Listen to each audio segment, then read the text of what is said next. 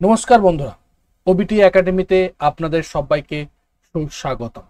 আমরা গত 2 সপ্তাহ আগে আমরা একটা সিরিজ শুরু করেছি ডিমান্ড এবং সাপ্লাইয়ের উপরে। তারই উপরে আমরা আজকে 3য় নম্বর পর্বে এসেছি এবং 3য় নম্বর ভিডিও আমরা করতে চলেছি। আমরা মার্কেট স্ট্রাকচার বুঝেছি, আমরা ব্রেকআপ স্ট্রাকচার বুঝেছি। আজকে আমরা এর উপরে স্টেপ চেঞ্জ অফ ক্যারেক্টার কি সেটা আমরা সেই বিষয়ে আমরা আলোচনা করব এবং সেই বিষয়ে ডিপ ডাইভ করবো এবং বোঝার চেষ্টা করব যে এই চেঞ্জ অফ ক্যারেক্টারটা হয় কি, চেঞ্জ অফ ক্যারেক্টারটা হওয়ার পরবর্তী ক্ষেত্রে কি চেঞ্জ হয় মার্কেটে এবং সেটা কেন আমাদের বিশেষ করে প্রয়োজন এবং এটার মাধ্যমে আমরা কি বুঝতে পারবো, মার্কেটের কি চেঞ্জ বুঝতে পারবো, সবটা আমরা এই ভিডিওতে আলোচনা করব। ভিডিওটা শেষ পর্যন্ত দেখবেন এবং শেষ পর্যন্ত যদি আপনি দেখেন মার্কেট সম্বন্ধে কিন্তু আপনার বেসিক যে প্রাইস অ্যাকশন অলরেডি ক্লিয়ার হবে এবং এটার উপরেই কিন্তু আমরা ডিমান্ড এবং সাপ্লাইকে ঠিকঠাকভাবে অ্যাপ্লাই করতে পারবো। যদি আমরা এই বেসটা যদি না তৈরি করতে পারি তাহলে কিন্তু পরবর্তী ক্ষেত্রে আমরা ডিমান্ড সাপ্লাই জোনটা কিভাবে ড্র করবো বা কি তৈরি করছি ডিমান্ড সাপ্লাই জোন, কিভাবে আমরা ট্রেড নেবো সেগুলো কিন্তু আমরা বুঝতে পারবো না। তো সেই জন্য সেটাকে বোঝার জন্য এই বেসিকটা কিন্তু আপনাকে ক্লিয়ার করতে হবে এবং বেস যদি আপনার স্ট্রং হয় তাহলে কিন্তু আপনার বিল্ডিংটাও কিন্তু খুব ভালো হবে।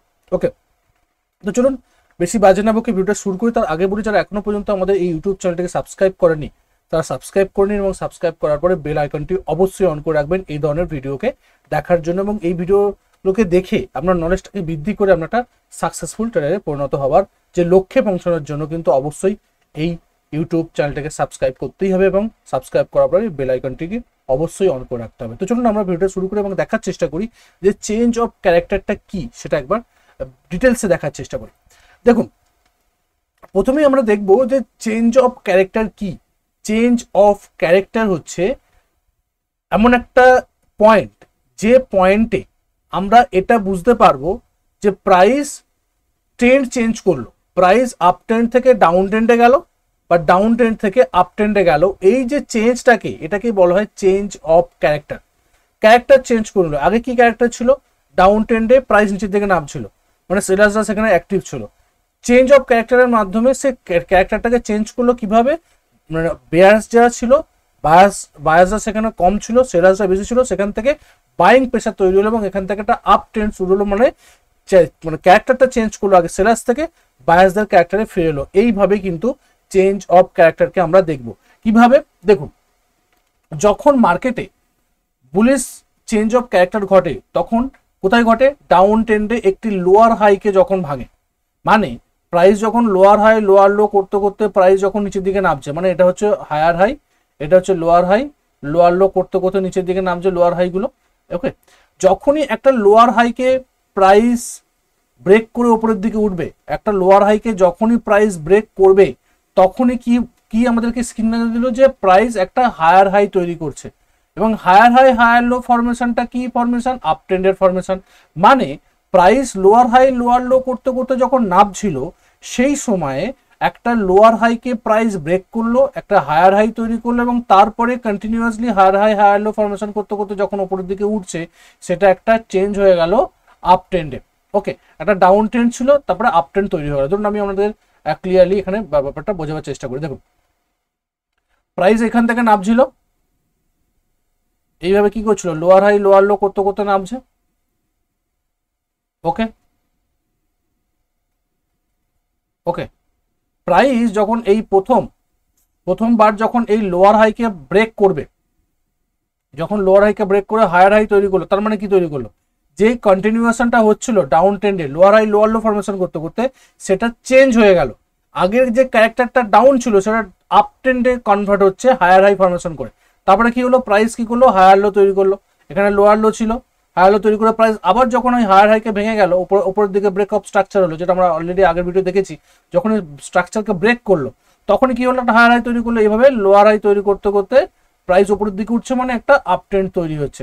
মানে এই যে লোয়ার হাইটাকে ব্রেক করে প্রাইস ডাউন ট্রেন্ড থেকে আপ ট্রেন্ডে গেল, এটাকেই বলা হয় change of character. Change of character এটা কি, এটা হচ্ছে বুলিশ চেঞ্জ অফ ক্যারেক্টার, যে প্রাইস এখান থেকে উপরের দিকে উঠছে। ওকে, এটাকে বলে বুলিশ চেঞ্জ অফ ক্যারেক্টার। এবার আমরা দেখবো যে বেয়ারিশ চেঞ্জ অফ ক্যারেক্টার কিভাবে। দেখুন, প্রাইস ধরুন প্রাইস এখান থেকে হায়ার হাই হায়ার লো করতে করতে উপরের দিকে উঠছে, কি করতে করতে উঠছে, হায়ার হাই হায়ার লো। ওকে, হায়ার হাই হায়ার লো করতে করতে প্রাইস উপরের দিকে উঠছে। প্রাইস যখন এখান থেকে নিচের দিকে নামলো, নামার পরে প্রথমবার এই হায়ার লোকে ব্রেক করলো।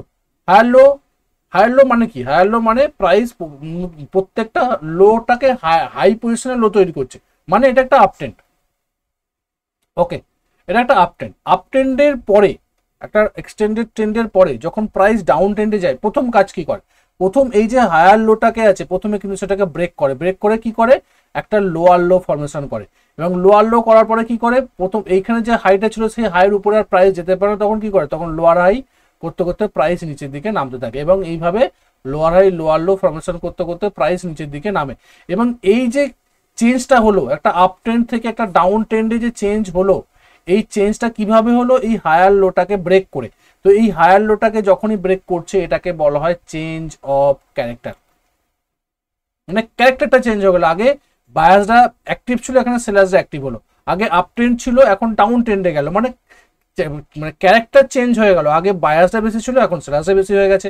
আগে আপ ট্রেন্ড ছিল, এখন ডাউন ট্রেন্ড হয়ে গেছে, বা আগে ডাউন ট্রেন্ড ছিল, আগে এখন আপ ট্রেন্ড হচ্ছে। যখনই ট্রেন্ড চেঞ্জ হচ্ছে, ওটাকেই আমরা বলছি মানে টেকনিক্যাল ভাষায় চেঞ্জ অফ ক্যারেক্টার।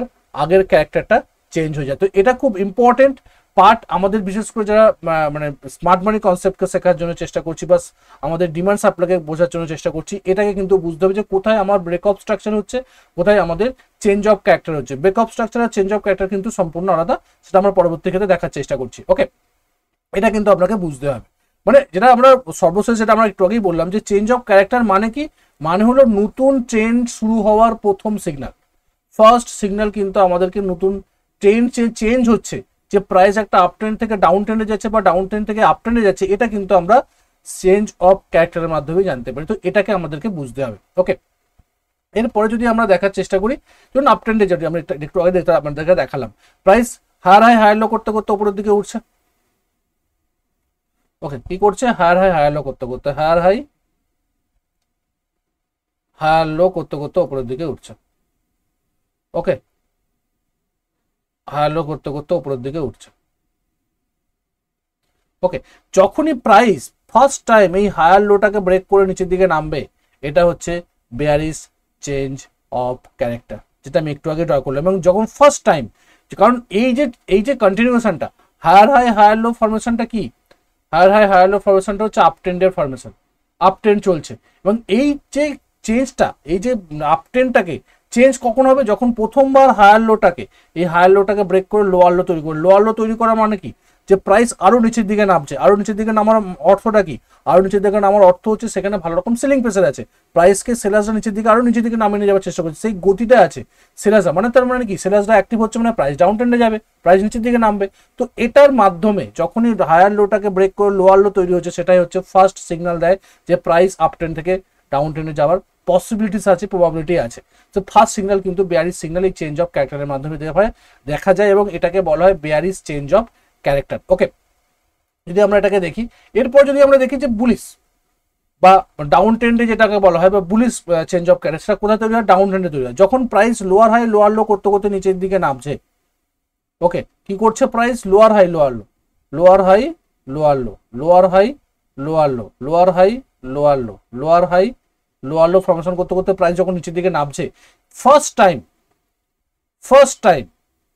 কি হচ্ছে? প্রাইস হায়ার লোয়ার হাইকে যখন ব্রেক করে উপরের দিকে হায়ার হাই ফরমেশন করছে, সেটাকে বলা হয় বুলিশ চেঞ্জ অফ ক্যারেক্টার। মানে যখন লোয়ার লো গুলো যখন ভাঙছে, সেগুলোকে কি হচ্ছে? যেটা আমরা অলরেডি আগের ভিডিও দেখেছি, আগের পার্টের ভিডিওতে দেখেছি, যে ব্রেক অফ স্ট্রাকচার, যে একটা লোয়ার লো যখন ভাঙছে, তখন একটা নতুন একটা লোয়ার লো তৈরি করছে, আমরা ডাউন ট্রেন্ড কন্টিনিউ করছে। যখন একটা হায়ার হাইকে ভেঙে উপরের দিকে উঠছে, প্রাইস সেই সময় কি একটা আপ ট্রেন্ডকে কন্টিনিউ করছে, যখন হায়ার হাইকে ভাঙছে।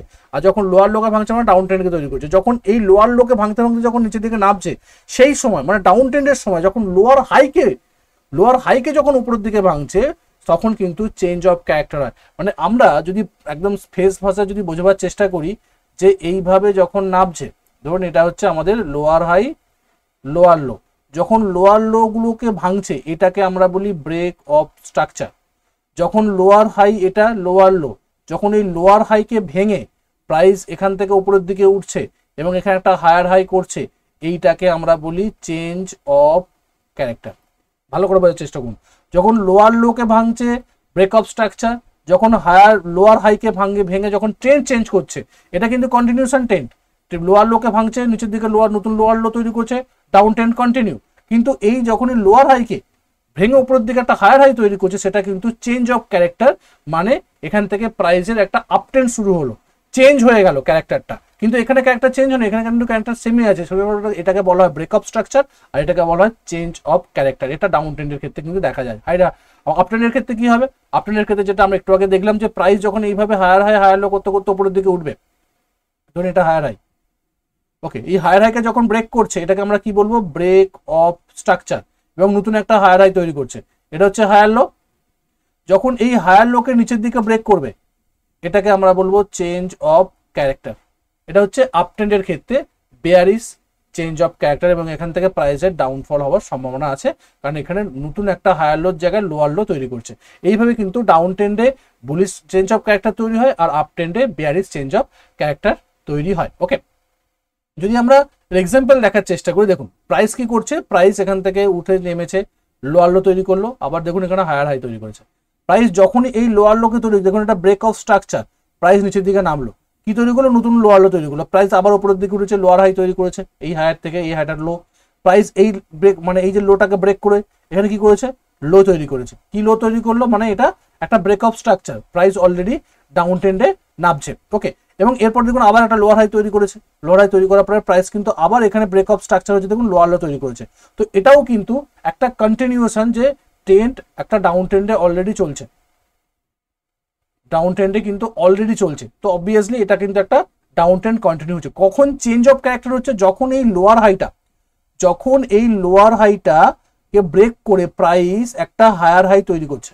এখানে লোয়ার লো তৈরি করেছিল, প্রাইস নেমেছে, নেমে প্রাইস এখানে উঠেছে, ব্রেক করে এখানে একটা হায়ার হাই তৈরি করছে। এখানে লোয়ার হাই তৈরি করেছিল, চেঞ্জ হয়ে গেল, লোয়ার হাই থেকে হায়ার হাই তৈরি হয়ে গেল, মানে প্রাইসের যে বাইং প্রেসারটা কিন্তু অলরেডি এখানে প্রেজেন্স আছে, সেটা বুঝতে পারছে। কারণ লোয়ার হাই তৈরি করছিল মানে সেখানে নতুন করে বায়ার্সরা প্রাইসকে উপর দিকে নিয়ে যেতে পারছিল না।